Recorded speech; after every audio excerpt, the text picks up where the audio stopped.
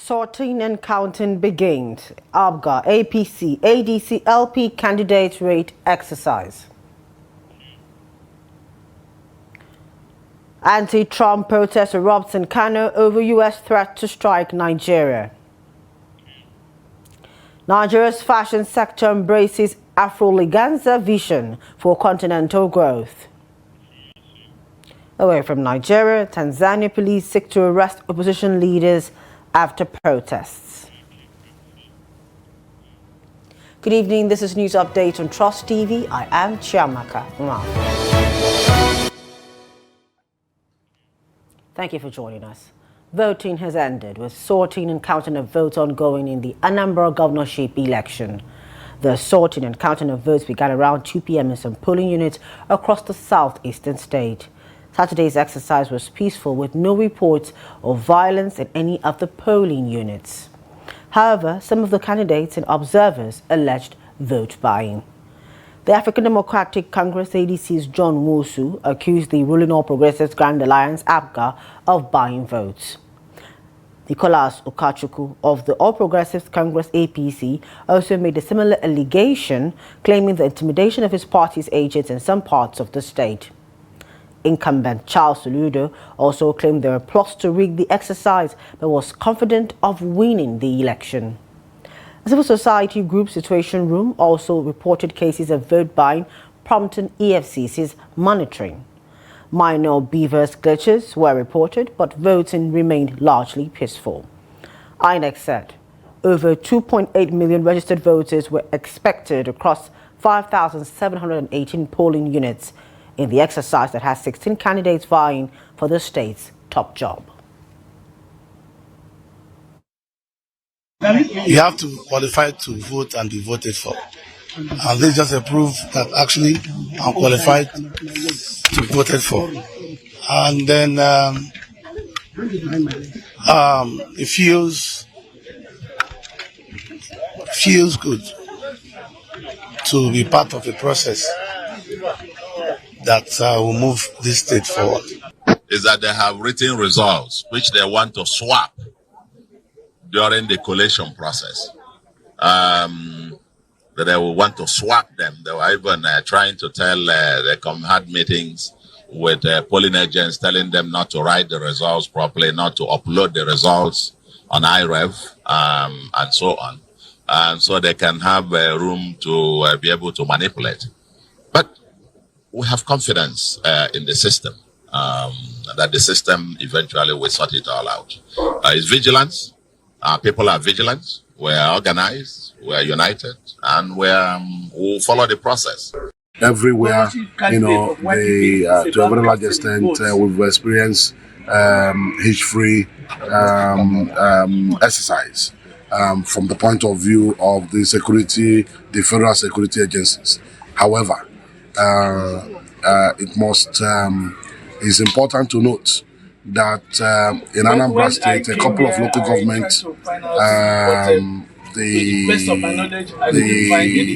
mayor of my local government, for instance, has been moving about the whole place, intimidating voters, with a bus packed full of thugs and state-funded militia, harassing and intimidating voters. For me, yes, you're right. I'm a member of Labour Party, and I support the Labour Party candidate. But quite frankly, everybody that is involved with this election is my brothers, my sisters, and everything.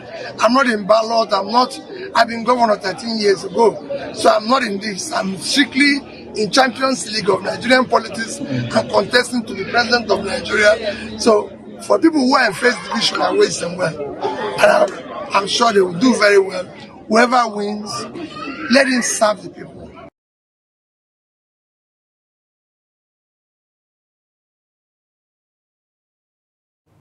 In Kano State, Islamic organizations on Saturday staged a protest against the recent stance of United States President Donald Trump regarding Nigeria's security crisis.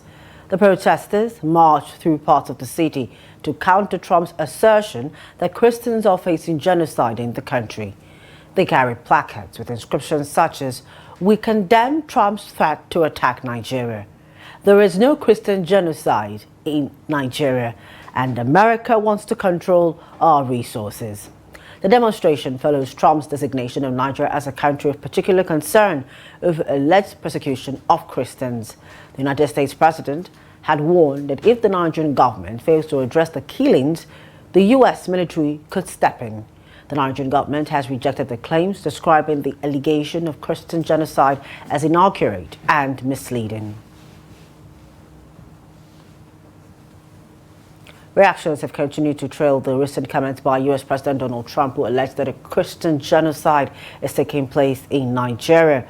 The remarks have sparked intense debate, particularly in northern Nigeria, where many fear possible military action should the United States decide to intervene.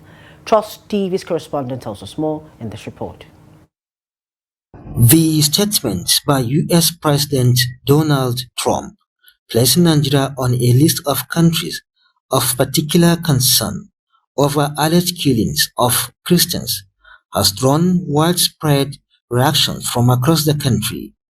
Many voices in the North describe the claim as an attempt by the United States to pursue a hidden agenda under the guise of humanitarian intervention rather than genuinely helping Nigeria address its security challenges. Widespread religious leaders, civil society groups, and other prominent voices within and outside Nigeria say the comment amount to an effort to undermine Nigeria's sovereignty and image on the global stage.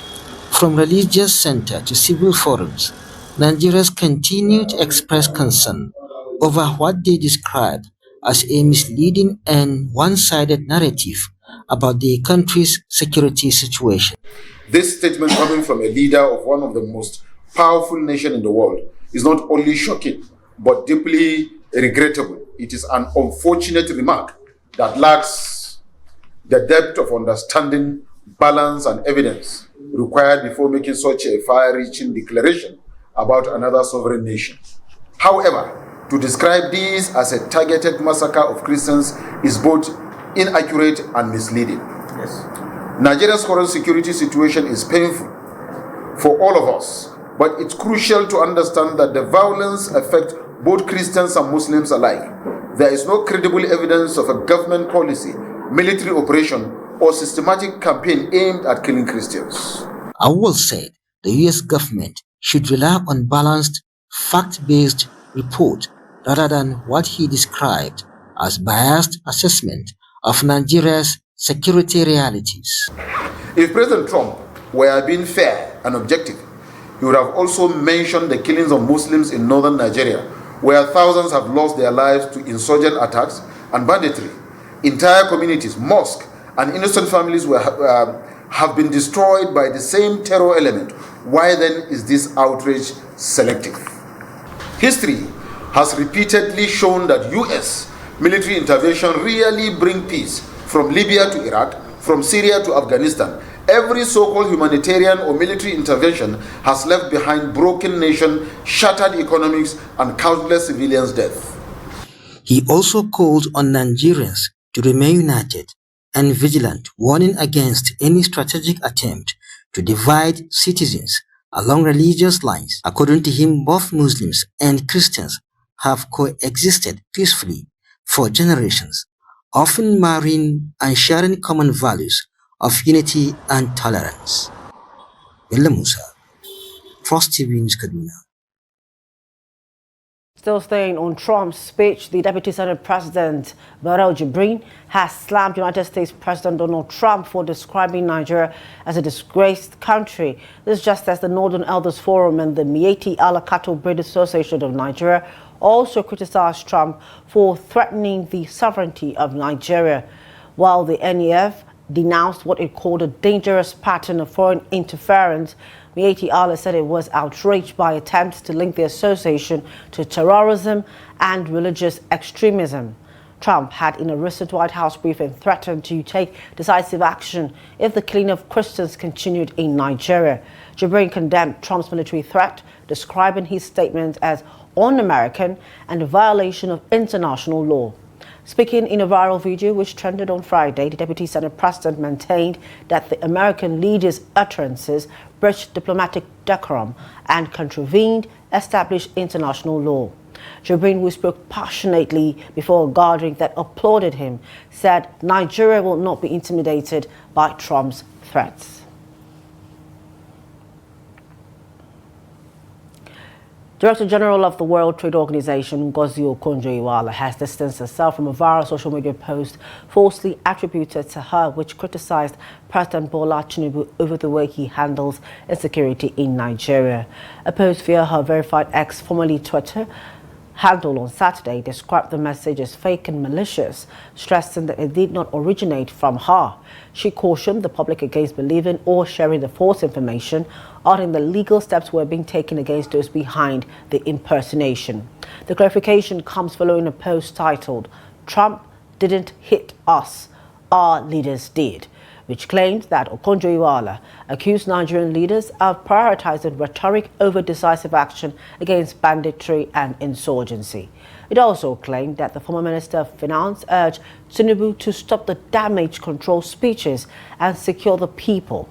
Okonjo-Iweala, however, condemned the impersonation and urged the culprits to take responsibility instead of hiding behind her identity.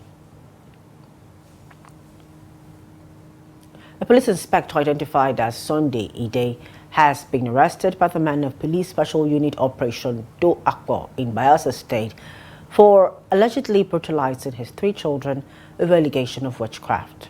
The arrested police inspector, who is attached to the anti-cultism unit of the Ibogene police unit, was said to have brutally assaulted his children at the weekend over allegations of being members of a witchcraft coven. Commissioner of Police in Bayelsa State, Francis Udu, who confirmed the arrest of Inspector Ide, said investigation is ongoing in the matter. The situation has caused outrage in Yenagoa, the Bayelsa State capital, as the police personnel who was supposed to be a good father turned to be the tormentor of the children. It was guarded that concerned neighbors who observed how Ide was manhandling the kids quickly alerted men of the State Security Patrol Unit, Dor Akbo, and rescued the brutalized children to the hospital.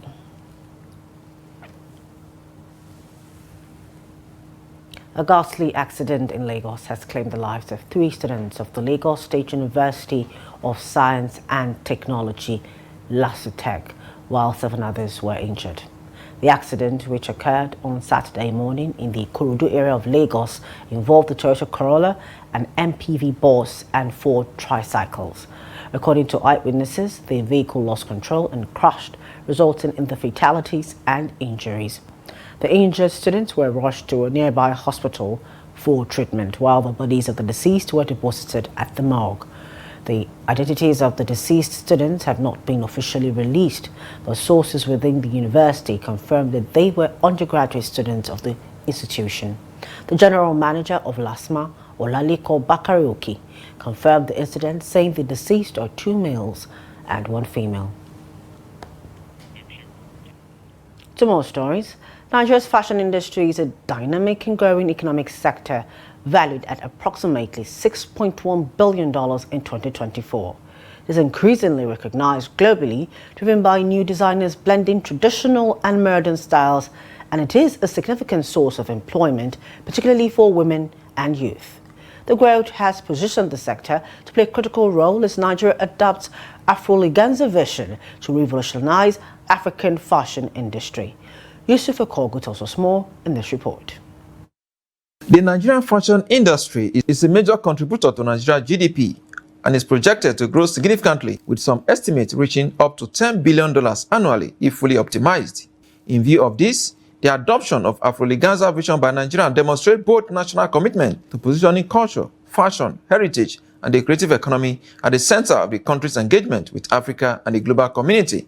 The Minister of Art, Culture, Tourism, and the Creative Economy, Hannatu Musawa, said the Confederation of African Fashion aims to grow Africa's fashion economy from $30 billion to $500 billion while creating jobs and generate foreign earnings. That has never been projected in the way it has is going to be done here by government. So, I have a lot of confidence in the ability of this particular project to add the economic value that we spoke of, the job creation, and of course the soft power as well. And, you know, just bring unity, bring Nigerians back into one vision, one African united vision of unity, peace, diversity, but unity in that diversity.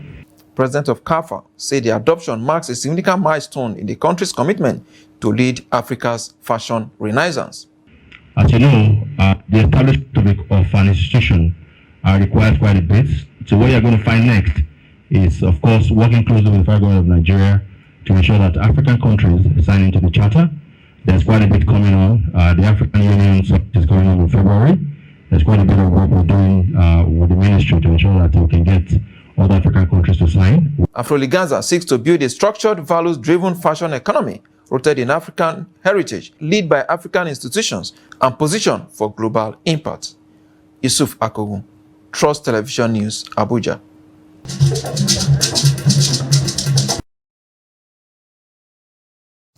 Nigerians are being encouraged to plant improved varieties of oil palm seedlings to support livelihoods, create alternative sources of income, and boost the nation's economy. Experts say oil palm and its value chain hold enormous economic potential globally, noting that some improved species, such as the Tenera variety, can begin to yield fruit in as little as 2 to 3 years. Trust TV correspondent in this report takes a look at the growing importance of oil palm cultivation for economic recovery and sustainability. The cultivation of oil palm seedlings has become increasingly important, especially with the availability of improved high-yielding species like the Tenera palm. Despite Nigeria's long history with oil palm, only a few farmers still cultivate the crop, either for domestic use or for commercial purposes. Some state governments, such as Benue, are now encouraging residents to plant palm trees, given their numerous economic and environmental benefits. Palm cultivation is a very lucrative business in agriculture. It's part of the agricultural value chain. It's also part of renewed climate change resilience, ecosystem dynamics that are being initiated, especially in this state. Activities engaged in palm seedling production and processing has a long value chain. These days, when we talk about palm trees, we don't normally end up with palm oil as usual again. It has industrial values. Our industries now require them for various use, for oil, after the production, the kernels itself, even the back of the kernel themselves are now needed by the industry for processing into various items that we need. For other farmers like Rafael Kundiyo, palm tree cultivation has brought both economic and environmental benefits. He says his family has relied on palm oil from his own farm for over a decade. Palm plants are very important in economic trees. The palm trees has been here for the past 10 years. I have a lot of economic importance from it. Hence then, that they came to maturity, I have never been buying palm oil from the market. My family depends heavily on it. The Benue State government says it is prioritizing palm cultivation as a special intervention project. The initiative aims to boost revenue, enhance climate resilience, and promote self-reliance, targeting the planting of at least 1 million palm trees each year. If everybody is able to have one tree, what you can get from the oil palm on one tree per season, if you estimate it plus or minus, you're getting 100,000. It means that if the Benue State, we have 6 million, everyone is able to get one tree per person, man, woman, child, and is able to get just one tree per person. It means that 100,000 times 6 million, we are talking of billions. And billions is chunked up every year for only the palm. We're not talking of other products. Experts describe oil palm cultivation as a vital source of income, with products such as palm oil, palm wine, and palm kernel oil used in food production and industry. They say the sector offers huge opportunities for foreign exchange earnings and job creation, prospects that Nigerians are encouraged to embrace. In the business, the Nigeria stock market ended the week on a bearish note as investor sentiment weakened following U.S. President Donald Trump's recent threat to launch a military invasion of Nigeria. Data from the Nigerian Exchange Limited shows the all-share index dropped by 2.11% week on week, while market capitalization fell by 2.8 trillion naira to 94.9 trillion naira. The decline was driven by sustained sell pressure on major stocks, profit-taking, and concerns over fiscal proposals, including a planned 25% capital gains tax expected to take effect in January 2026. Despite the sharp fall, market analysts describe the development as a healthy correction, offering long-term investors new entry opportunities. Chief Executive Officer of the exchange, Jude Chiemeka, said the current market level presents a chance for portfolio repositioning and value creation.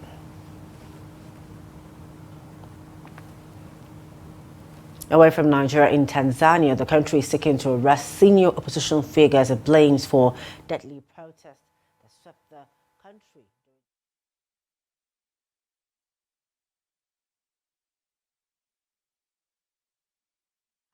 And some human rights.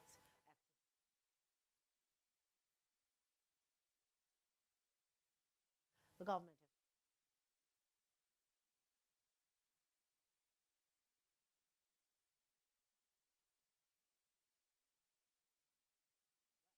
A day after prosecutors charged 145 people with treason. Those being sought for arrest include Chadema's Secretary General, John Miinka, his deputy, Aman Glugwa, and the party's head of communications, Brenda Rupia. Chadema leader Tundu Lissu was charged with treason in April, and his exclusion from the ballot, along with another leading opposition contender, has largely driven the protests. And that ends news updates at this time. For more news, programs, and documentaries, to wealth of our social media platforms and on our YouTube live stream. I am Chiamaka Nwafo. Thank you for joining us this time. Good evening.